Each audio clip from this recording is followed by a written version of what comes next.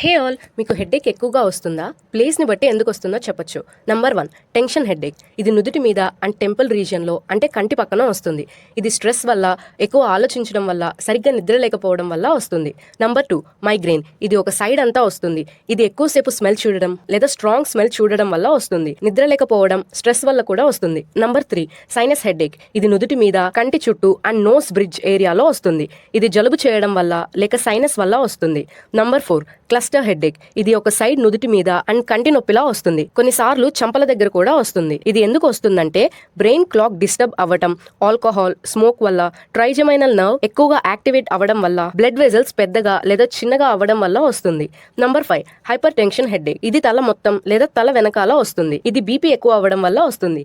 Number 6, TMJ headache. దవడ నొప్పి, temples దగ్గర, బుగ్గల దగ్గర, కొన్నిసార్లు నెక్ రీజియన్ కూడా వెళ్తుంది. ఇది టెంపోరో మాండిబులర్ అనే జాయింట్ ప్రాబ్లం వల్ల, పళ్ళు కొరకడం వల్ల, స్ట్రెస్ వల్ల వస్తుంది. ఈ సైన్స్ ని బట్టి మీకు ఎలాంటి హెడ్ఏక్ ఉందో కమెంట్ సెక్షన్ లో కమెంట్ చేయండి.